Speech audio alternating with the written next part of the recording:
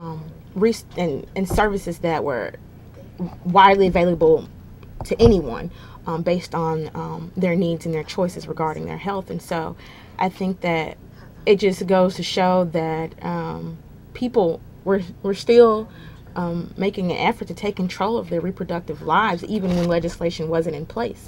And so it just shows that we really need to strengthen those laws in states that don't offer those services. And I'm really excited to know that there's this bill, and it could really strengthen these laws so that women could have access to reproductive health like any other healthcare service. Yes, that is very true. That will prevent things like the Jane Project from going on again. But I think we have a caller. Go ahead, caller. Hi, my name is Michael Lacey, and I just want to know what's the Chicago Abortion Fund about. Well, Chicago Abortion Fund is an organization that funds abortions. We don't give procedures, but we fund abortions, and we support those women who come to us who are low-income women who can't afford those services for themselves. And usually these women that are low income are women of color like myself. When I was younger, maybe about a year or two ago, I had came to the Chicago Abortion Fund for funding because I could not afford one myself. And we basically just believe in the woman's choice to have an abortion or come to terms with a pregnancy, that it should be her decision.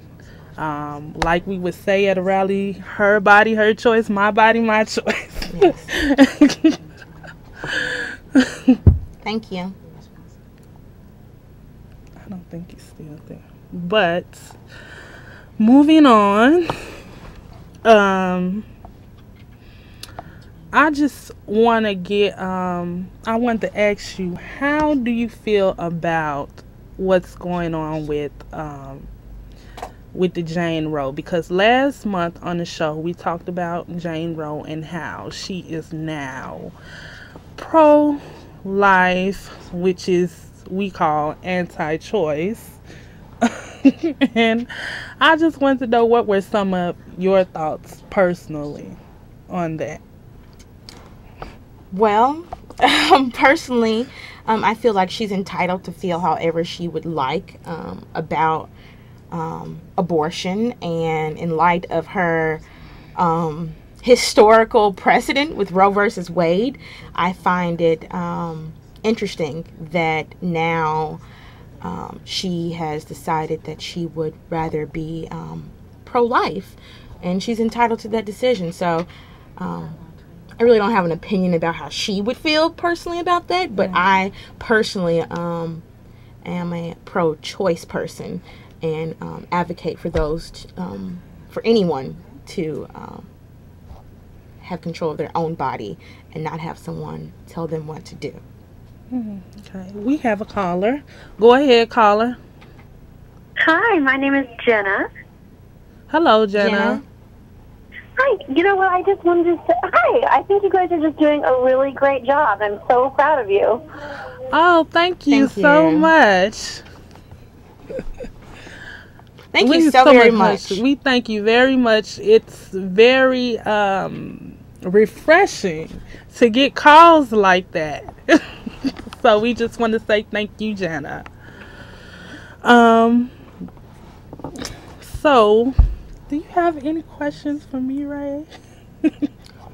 Do I have any questions for you? Well, I'm so excited and inspired about you sharing your story about how you came to the Chicago Abortion Fund as a client, and then now you are in the leadership group, and that you inspire me and make this work so worthwhile, because we really need that, and we really need women who've been a part of this movement to take a stand and to be vocal about these issues. Oh, that is so nice. We have a caller. Go ahead, caller. Hello, how are you? I'm fine. How are you? Yeah, this is a good program. I was waiting for this to come on. I think women should have a choice because there are a lot of people who do get pregnant one night stands or whatever they have, and they have children that they don't necessarily want.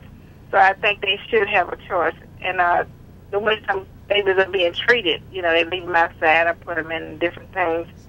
I think this is a good program, and I think that it will do good for some communities. And like you said, especially women of color. But like you said, we should have a choice. It's for anybody, you know, any color. It doesn't matter what color you are. But the way I see some children are being treated, I think some of the mothers, you know, really don't want the children. So I think this would be a choice for them to do rather than to have the kid and then do something that's terrible to the child. Oh, we thank you so much for supporting us and supporting the show. And I just want to bring up that is why it's so important that people support the bill HB 2354. You can call your legislators, write letters, and just give your support because this is a really important bill that is coming up soon. So I just wanted to throw that in there again, that support HB 2354. So one more thing, Ray. Great. I'm enjoying myself being on the show. I wanted to ask you, so like I said, the Chicago Abortion Fund, we support a lot of times low-income women that are women of color. And I just wanted to ask you, I mean, you all, that's who you all support too, right? And I wanted to know, do you feel like you can relate to any of these women or any of their situations, and what is it that motivates you to be a board member at the Chicago Women's Health Center? Great.